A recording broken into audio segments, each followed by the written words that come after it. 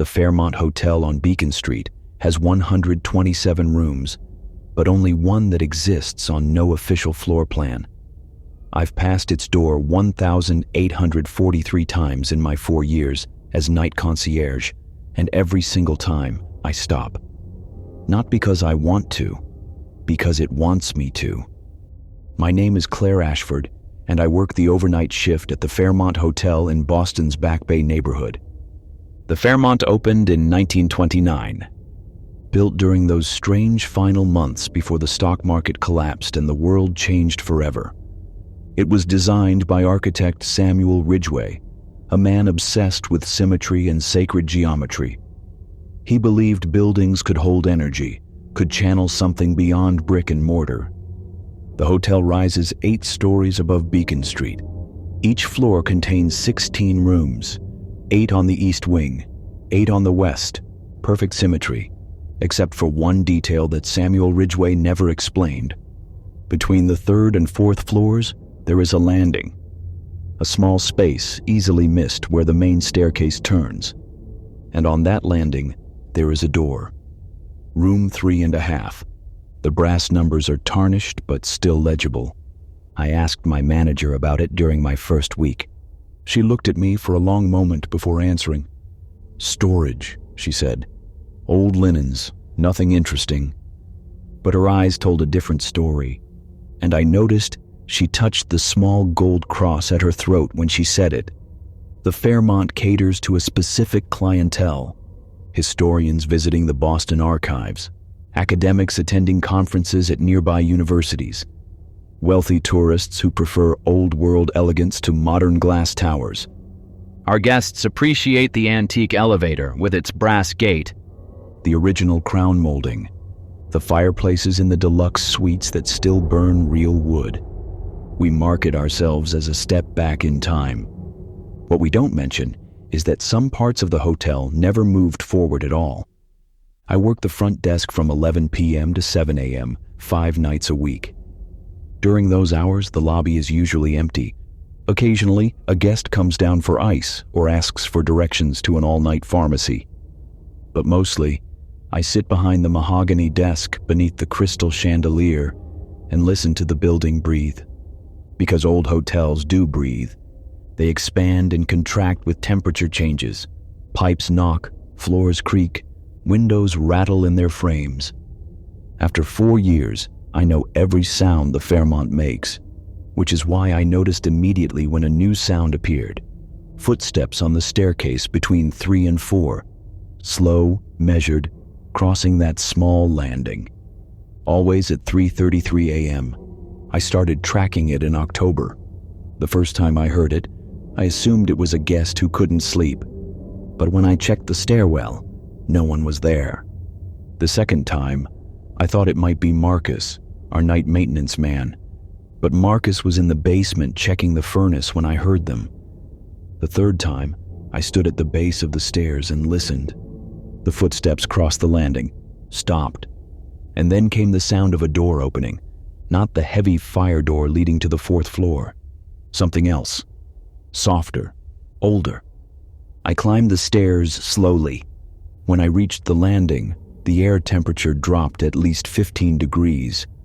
My breath misted in front of my face, and I stood directly in front of room 3.5. The door was dark wood, original to the building. The brass numbers caught the dim stairwell light. I tried the handle, locked, but as I touched it, I felt warmth beneath my palm, as if someone on the other side had just placed their hand against the wood, mirror to mine. I pulled back quickly, my heart hammering, and I heard it. A woman's voice, muffled, singing something I almost recognized. A lullaby, maybe, or a hymn. I went back to the desk and pulled out the Fairmont's master key log. Every key is documented. Room numbers, duplicates, master access. There was no key listed for room 3.5. The next night I brought my phone. At 3:33 a.m. I was already on the landing, waiting. The footsteps came right on schedule. I hit record. The temperature dropped. My screen fogged with condensation, and the door to room 3.5 opened. Not wide, just a crack, maybe 2 inches. Soft light spilled through the gap, golden, warm, like candlelight. And I smelled something, lavender and old paper, the scent of a grandmother's house. I stepped closer. Through the gap, I could see a slice of the room. Floral wallpaper, faded but intact, a corner of a brass bed frame, and shadow moving across the wall as if someone had walked past a light source. "Hello?" I whispered. The door closed, not slammed, gently, as if someone had simply changed their mind about visitors. The warmth faded, the temperature returned to normal, and I was alone on the landing with a locked door and a recording that showed nothing but static. I started researching the hotel's history.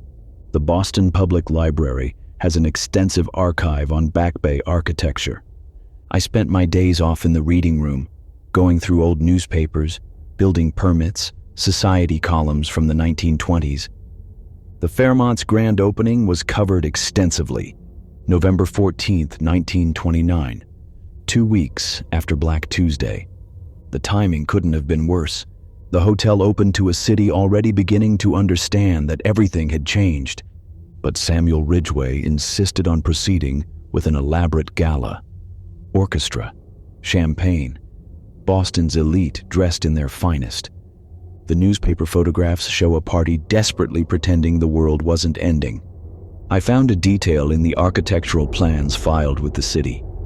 The original design showed 8 floors, 16 rooms per floor, 128 rooms total. But someone had made a change. In pencil, barely visible on the aged blueprint, there was a note in the margin. Per client request, additional accommodation between levels 3 and 4, private access only, and a small X marking the landing where room 3.5 now existed. Samuel Ridgway had added it after the initial plans were approved. Someone had specifically requested a room between floors. I found her name in a society column from October 1929. Miss Violet Crane, niece of hotel investor Theodore Crane, has taken up residence at the newly completed Fairmont ahead of the grand opening. Miss Crane, who recently returned from an extended stay at a European sanitarium, will be residing in special accommodations arranged by her uncle to ensure her comfort and privacy during her recovery. Violet Crane, 26 years old, described in earlier articles as a vibrant presence in Boston society and a talented pianist. But something had happened to her. Something requiring a stay at a sanitarium. Something that made her uncle build her a room between floors where she could hide from the world. I found one more reference, a death notice from December 1929. Miss Violet Crane, age 26, passed peacefully in her sleep. A private service will be held.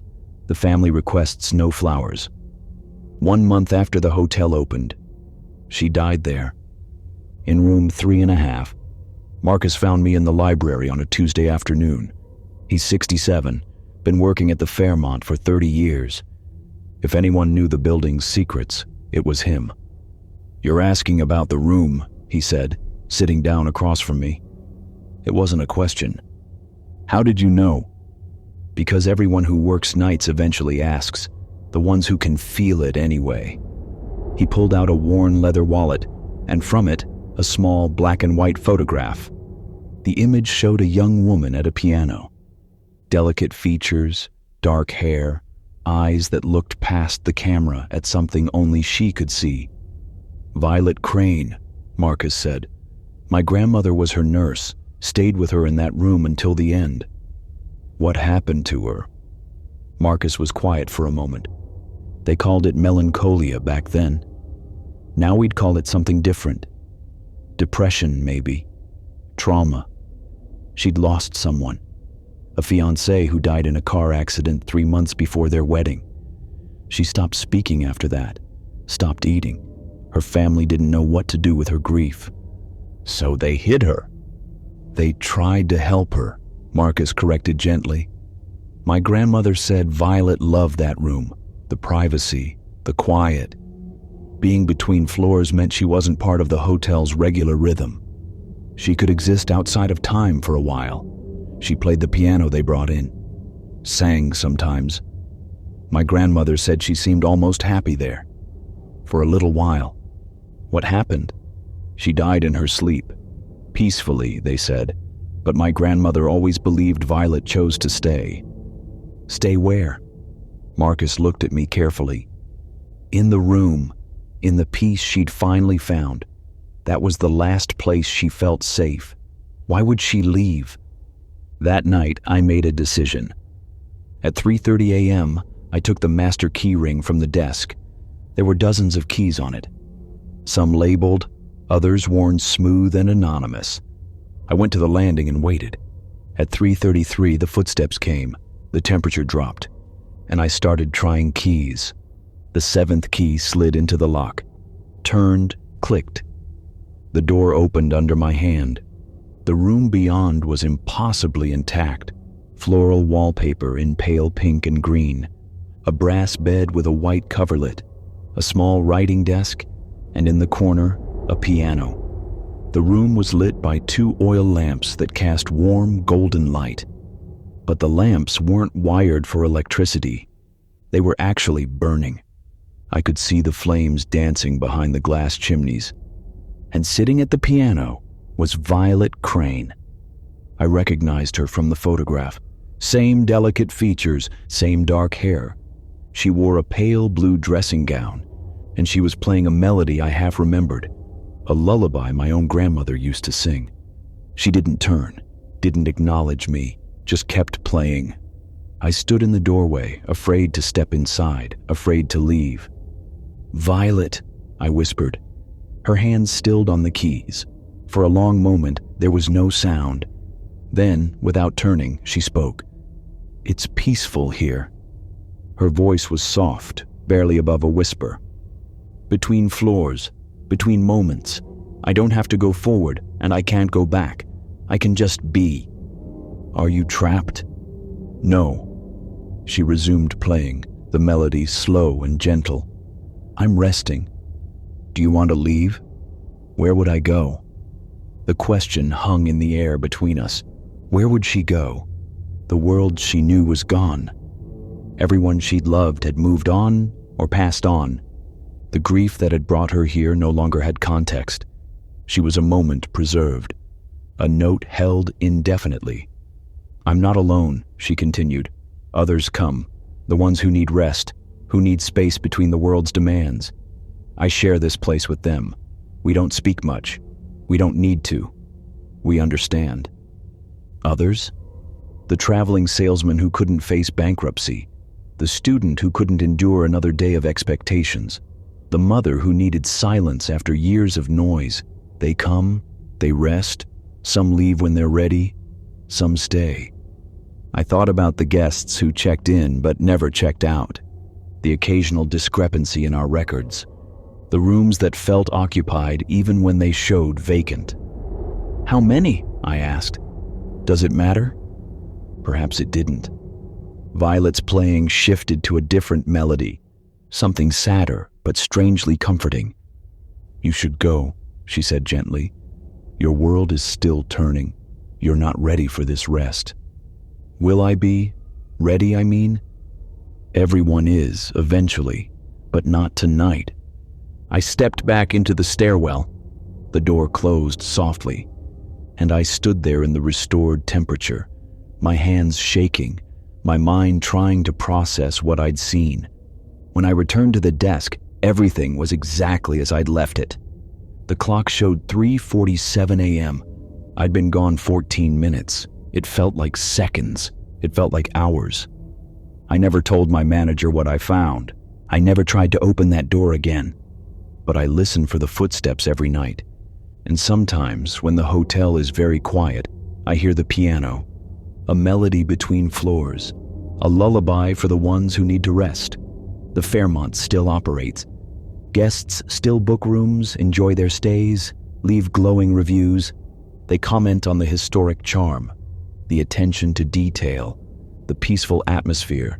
They don't know about room 3.5. about the space between floors where time moves differently, where grief finds respite, where Violet Crane still plays her piano in eternal candlelight. I've worked here 4 years now.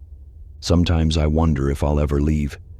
If one night I'll climb those stairs at 3:33 a.m., try that 7th key again, and simply step inside.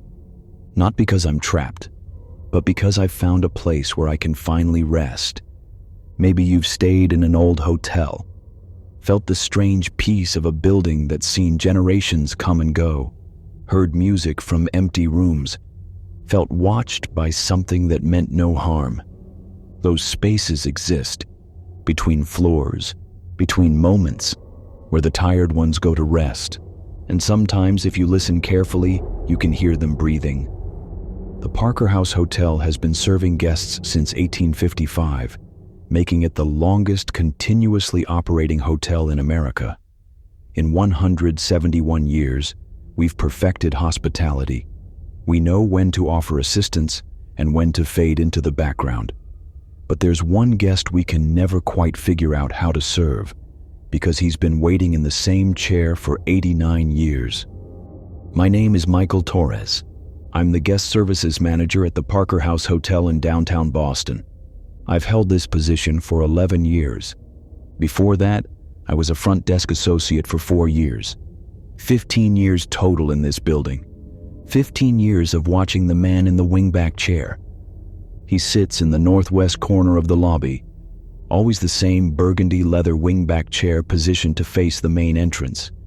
He wears a gray 3-piece suit, slightly outdated cut but impeccably maintained. A gold watch chain crosses his vest. His shoes are polished to a mirror shine, and his eyes never leave the front door.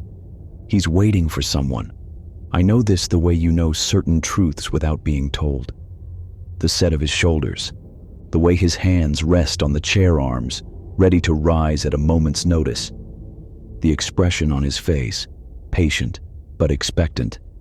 He's been waiting since 1935. The Parker House has a reputation. We're known for our Boston cream pie, invented in our kitchens in 1856, for our rolls served warm at dinner, for hosting literary luminaries like Charles Dickens, who gave his first American reading of A Christmas Carol in our hall, for employing Ho Chi Minh as a baker and Malcolm X as a busboy before they became historical figures. We're proud of our history.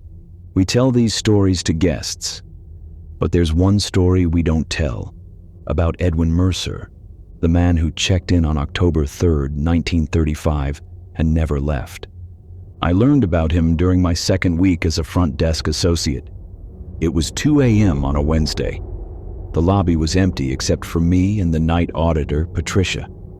Patricia was 68 then, had worked at the Parker House for 42 years.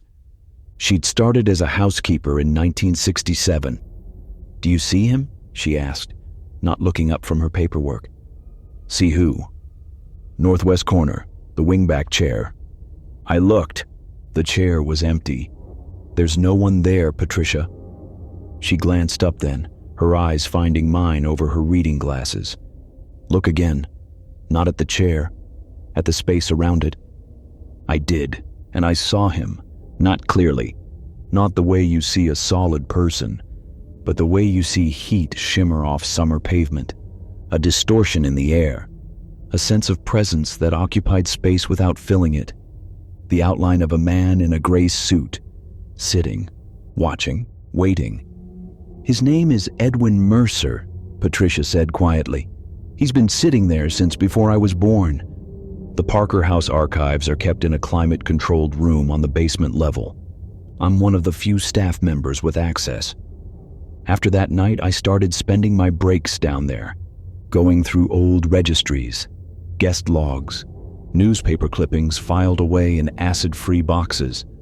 I found Edwin Mercer's name in the October 1935 registry. The handwriting was fountain pen, elegant and precise. Edwin Mercer, room 412. Check-in, October 3rd, 1935, 4:17 p.m.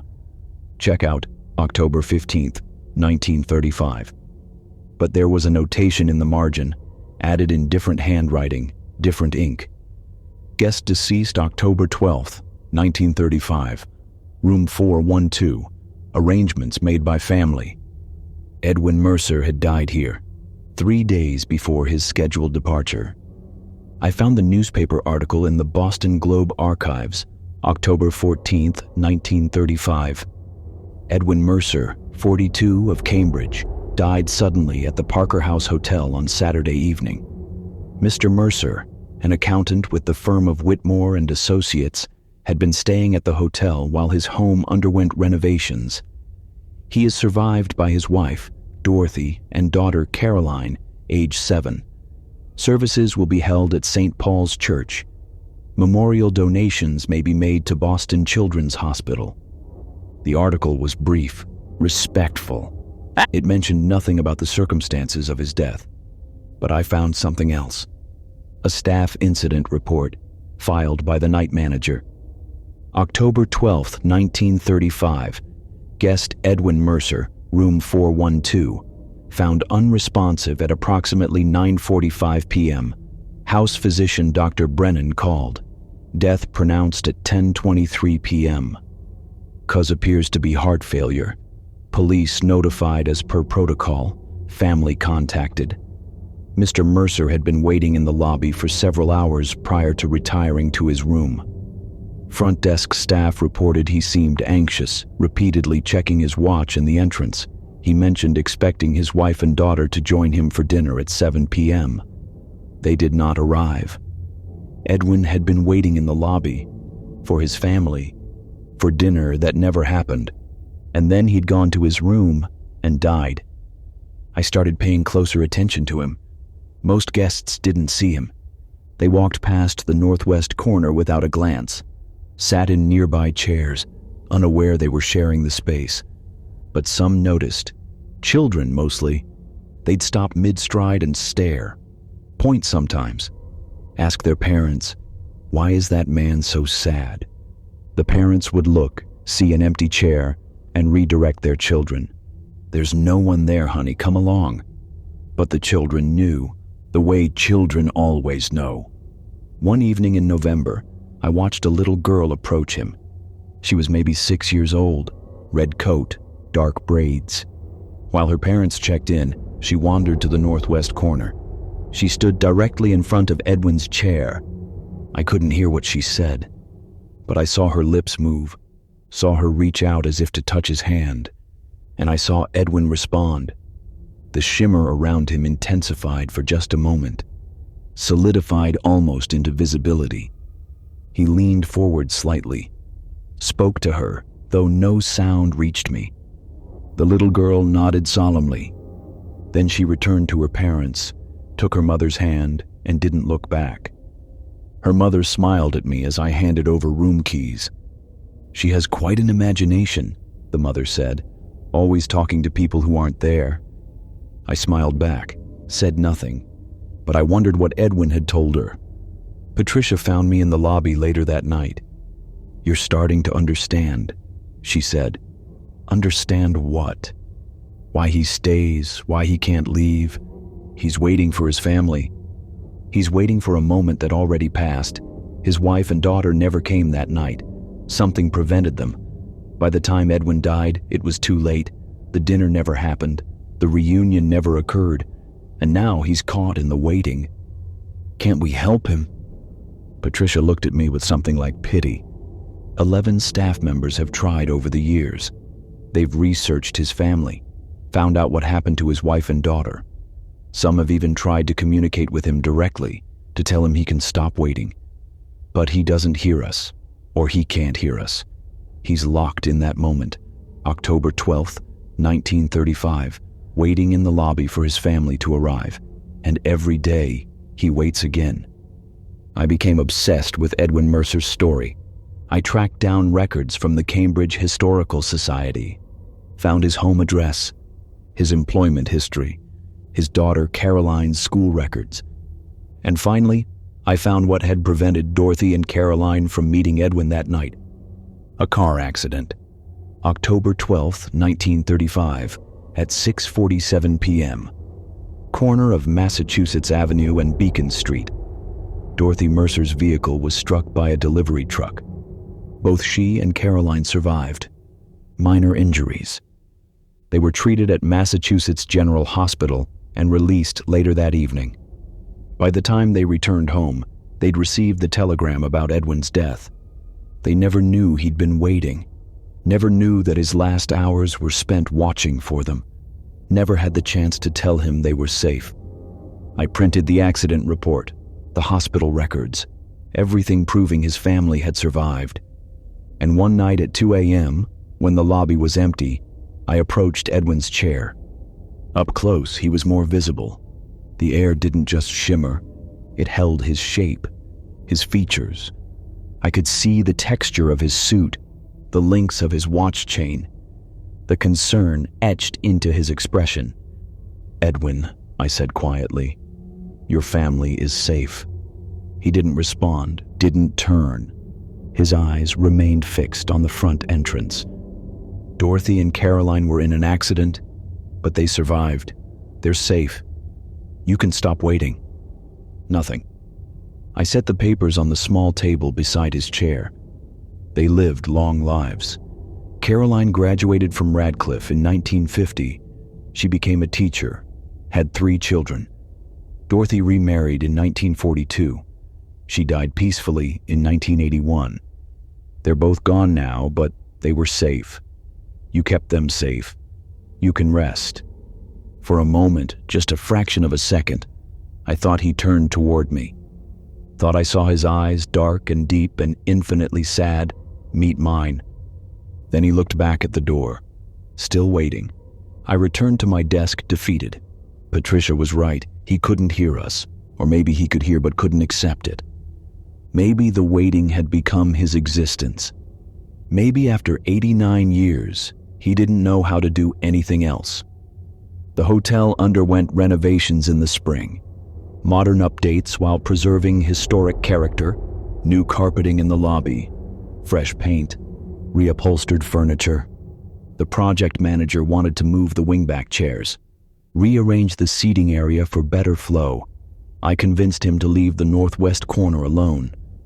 Made up some excuse about architectural integrity.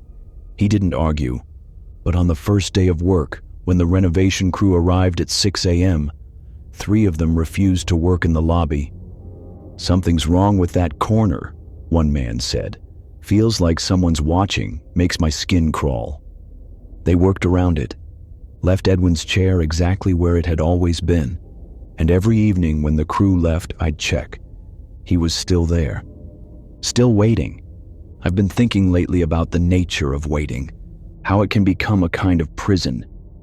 We wait for apologies that never come, for people who won't return, for moments we've already missed, and sometimes the waiting becomes who we are. We forget what we were before, forget that we have the choice to stop, to let go, to move forward.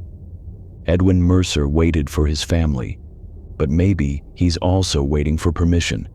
Permission to believe they're safe without him. Permission to accept that his job is done. Permission to finally rest. I can't give him that permission. No one can give that to anyone else. It's a choice each person has to make. But I sit with him sometimes, late at night when the lobby is empty. I pull up a chair beside his and I wait with him. Not for his family. They're gone.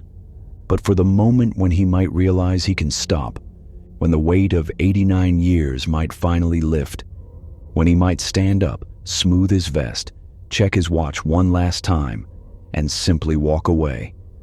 I don't know if that moment will come, but I'll keep waiting with him until it does.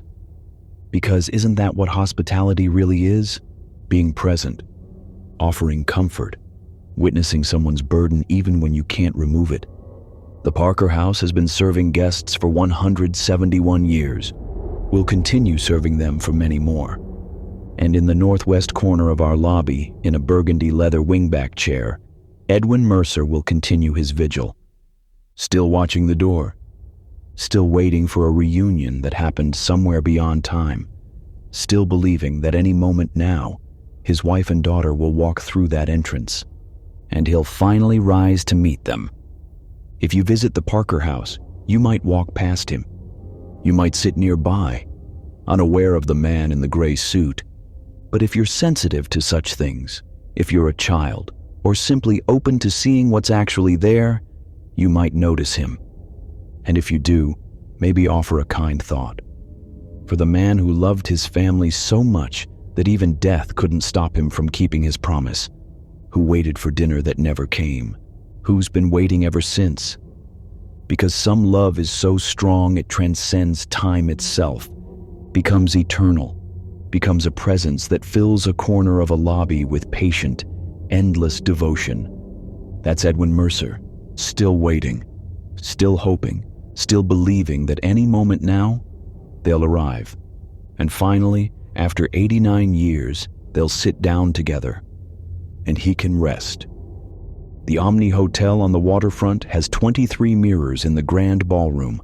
I polish every single one during my shift, and every single one reflects something that isn't there. My name is Aisha Williams. I'm part of the overnight cleaning crew at the Omni Boston Hotel at the Seaport. We work from midnight to 6 a.m., 5 nights a week. My assigned area is the grand ballroom on the 3rd floor. 4,000 square feet of polished marble, crystal chandeliers, and floor-to-ceiling mirrors. It takes me exactly 4 hours to clean it properly. And in those 4 hours, I am never alone. The Omni opened in 2021, which makes it the newest hotel in Boston by decades. Modern construction, state-of-the-art everything, smart room technology, environmental systems, the kind of place that shouldn't have ghosts. But the land beneath it is another story.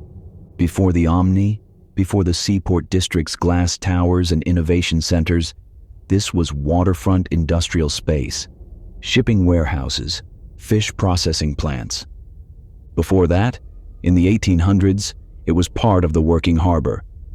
And before that, it was tidal marsh, land that appeared and disappeared with the ocean's rhythm, unstable ground. The construction crew found things while digging the foundation. Bottles from the 1700s, ship timbers, coins, and bones. Small bones wrapped in rotting fabric, buried 10 feet down in mud that should have preserved nothing. The site manager had them removed quietly, respectfully, he said. But respectful or not, we built a hotel on top of unmarked graves. And now, every night, the mirrors remember. The grand ballroom hosts weddings, corporate events, charity galas. During the day, it's full of life, celebration, music. But at night, after the guests leave and the catering staff clears away the last champagne glass, the ballroom becomes something else. A space caught between what it is and what lies beneath. I start in the northwest corner at 1 a.m. I work methodically, vacuum the carpet in sections, polish the marble around the edges, clean the mirrors, 23 of them, each 6 feet tall, framed in brass, positioned around the perimeter to make the space feel infinite. The mirrors are my last task. I use special cleaner and microfiber cloths, work in circular motions to avoid streaks, and I've learned not to look too closely at what reflects back. The first time I saw her, I thought she was a guest. A woman in a long dress standing near the eastern windows. I turned to ask if she needed directions. No one was there. But when I looked back at the mirror, she remained, standing exactly where I'd seen her, watching me. I reported it to my supervisor, Marcus. Marcus is 55, been in hotel management for 30 years. He listened without interruption. Then he said, "You're working the ballroom alone?" "Yes." "At night?" "Yes." He was quiet for a moment. The previous cleaner for that space quit after 2 weeks. Said the mirrors bothered her. "I was hoping you'd last longer." "What's in the mirrors, Marcus?" "I don't know, but I don't work that room after dark, and I recommend you don't look directly at them while you clean. Peripheral vision only. Get the job done and get out. But you can't clean a mirror without looking at it, and once you start seeing, you can't unsee. The woman in the long dress appears in mirror 7, eastern wall, third from the corner. She's always in the same position, standing with her back partially turned, as if she's about to walk away. Her dress is dark, maybe blue or black, hard to tell in the reflection. Her hair is pulled back, and she's holding something, a bundle, wrapped in cloth. I researched the waterfront's history at the Boston Public Library. The seaport wasn't always luxury condos and hotels. In the 1800s, it was working class, Irish immigrants mostly. Families crowded into tenements near the docks. Disease was rampant. Cholera outbreaks, typhoid. Infant mortality was staggering. One article from 1852 mentioned a fever ship quarantined offshore. Irish refugees from the famine arriving sick and dying. The dead were supposed to be taken to the Catholic cemetery in South Boston, but the article hinted that not all bodies received proper burial. Economic constraints and the sheer number of deceased led to regrettable but necessary expedients. Expedients, a polite word for mass graves, unmarked, unremembered, until we dug them up to build a hotel. Mirror 12 shows a man, southern wall, center position. He wears work clothes, rough fabric, suspenders. His hands are clasped in front of him like he's praying or begging. His mouth moves, but no sound comes through the glass. I've watched him for hours across different nights, trying to read his lips, the same words over and over. Forgive me. I think that's what he says. Forgive me. But for what? Mirror 18 shows children, 3 of them, young, maybe 5, 7, and 9 years old. They hold hands, stand in a line. Sometimes they're perfectly still. Other times they sway, like they're on a ship, rocking with waves that stopped moving 170 years ago. I mentioned the children to another crew member, Elena. Elena works the hotel's 2nd floor. She's originally from El Salvador, been in Boston for 12 years. You see them too? She asked. You've seen them? Not in your ballroom, but in the 2nd floor hallway, in the decorative mirrors near the elevator. Children who weren't there a second before. Sometimes I hear singing, nursery rhymes, but in a language I don't recognize. Old Irish, maybe. Does it scare you? Elena considered this. No, they seem lost, not angry. Like they don't understand where they are or why we can't see them properly. What do? We keep cleaning. We do our jobs. And maybe, by maintaining this space, by keeping it beautiful, we're giving them something they never had in life. Dignity, acknowledgement, a place that's cared for. I started speaking to them, not out loud, just in my mind while I worked. To the woman with the bundle, I see you. I know you're there. To the man who prays, you're forgiven. Whatever you did, you're forgiven. To the children, you're not forgotten. You're remembered. I don't know if they hear me, but the reflections began to change. Subtle shifts. The woman in mirror 7 turned slightly, not toward me, toward the window, toward the harbor view, as if she'd been waiting for permission to look outside. The man in mirror 12 lowered his hands. His expression, always so tight with anguish, softened. Just a little. The children in mirror 18 stopped swaying, stood still, peaceful. The ballroom began to feel different, still cold at night, still unsettling, but less oppressive, as if the presence there had been seen, acknowledged, and could finally ease. Last month we hosted a wedding in the ballroom. 200 guests. Ceremony at 6 p.m., reception following. I watched the bride and groom dance their first dance beneath the chandeliers. Watched the guests celebrate, completely unaware of the other observers, the ones who watched from the mirrors. I saw them clearly that night, more than usual, maybe because of the joy in the room, maybe because celebrations draw them, remind them of what they lost. The woman with the bundle stood near the bride, not threatening, just present, bearing witness. The man who prayed stood near the groom's elderly grandfather. Two men separated by centuries, connected by the simple act of watching family gather. The children stood together near the dessert table. For a moment, I swear I saw one of them smile. After the wedding, I cleaned as usual, but when I reached mirror 7, I found something. A small piece of cloth had appeared on the floor beneath it. Not modern fabric. This was old, deteriorated. The kind of textile that should have rotted away generations ago. I picked it up carefully. It was embroidered with initials, MC, and a date. I placed it in a plastic bag and took it to the Boston Irish Heritage Center the next day. The archivist there, an older woman named Siobhan, examined it with gloved hands. "This is from a baby's christening gown," she said quietly. "The embroidery pattern is consistent with 1850s Irish tradition. MC would be the child's initials. What should I do with it?" Siobhan looked at me for a long time. "You found this at the Omni?" "Yes." "They found remains during construction. It was in the news briefly, but the developer downplayed it, said it was historical artifacts, properly documented and removed." She handed the fabric back to me. "This didn't get removed. This came to you. Someone wanted it found, wanted their child remembered." "How do I remember someone whose name I don't know?" "You already are, by acknowledging the fabric, by bringing it here, by asking these questions. That's memory. That's witness." I returned the fabric to the ballroom that night. I placed it in a small wooden box with a brass plaque. I'd had the plaque engraved, "In memory of MC and all the unnamed, you are not forgotten." I put the box on a shelf in the ballroom storage room. A quiet place, a permanent place. And that night, when I cleaned mirror 7, the woman was gone.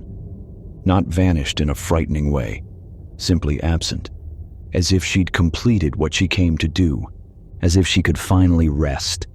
One by one, over the following weeks, the reflections changed. The man in mirror 12 appeared less frequently, his figure fading like old film exposed to light. The children in mirror 18 were there one night, gone the next. But before they disappeared, I saw them do something they'd never done before. They waved, just a small gesture, a hand raised in goodbye, and then nothing but my own reflection. The ballroom isn't empty now. I still feel watched, still sense presence. But it's different, not desperate, not trapped, more like a gentle awareness. The way you feel a breeze and know the window is open even without looking. I've worked at the Omni for 2 years now. I'll probably work here for many more, and every night I'll polish those 23 mirrors. I'll clean the marble and vacuum the carpet and maintain this beautiful space, not just for the living guests who celebrate here, but for the others, the ones who never got a proper goodbye, who never received acknowledgement, who were buried in unmarked ground and forgotten by history. Modern hotels like to pretend they have no past. That new construction means new beginning, clean slate. But land remembers, earth holds stories in layers like sediment. And sometimes those stories surface in unexpected ways, in mirrors that reflect more than they should, in cold spots that no HVAC system can explain, in the feeling of being watched by eyes that closed generations ago. The Omni Boston Hotel at the Seaport is a beautiful building. 5 stars, luxury accommodations, stunning harbor views. And at night, in the grand ballroom, if you look carefully at the mirrors, you might see more than your own reflection. You might see the witness of those who came before, the ones who lived and died on this ground when it was marsh and harbor and struggle. They're not here to frighten you. They're here because they have nowhere else to be, because we built our present on their graves, and the least we can do is acknowledge them, see them, remember them. So tonight, when you look in a mirror, any mirror, take a moment, look carefully, not just at yourself, but at the space around you, at the shadows that might hold shape, at the reflections that don't quite match. And if you see something that shouldn't be there, don't look away. Acknowledge it. Say quietly, in your mind or out loud, "I see you." Because being seen, being remembered, being acknowledged, that's what we all need. Living or dead, present or past, we all need to know we mattered, that we existed, that someone, somewhere, took the time to witness our presence. That's what I do in the grand ballroom every night for 4 hours among 23 mirrors. I clean, I maintain, and I remember. The ones who came before, the ones who never got to celebrate in ballrooms, who never saw their reflections in polished, brass-framed mirrors, who lived hard lives and died forgotten. I remember them, and in that remembering, I give them something they never had: a witness, a voice, a place in the story. That's all any of us really want, to be part of the story, to know we weren't just forgotten. And in the grand ballroom of the Omni Boston Hotel, in the quiet hours between midnight and dawn, that's exactly what happens. The forgotten are remembered, the unseen are witnessed, and the mirrors reflect not just what is, but what was, what always will be. As long as someone takes the time to look,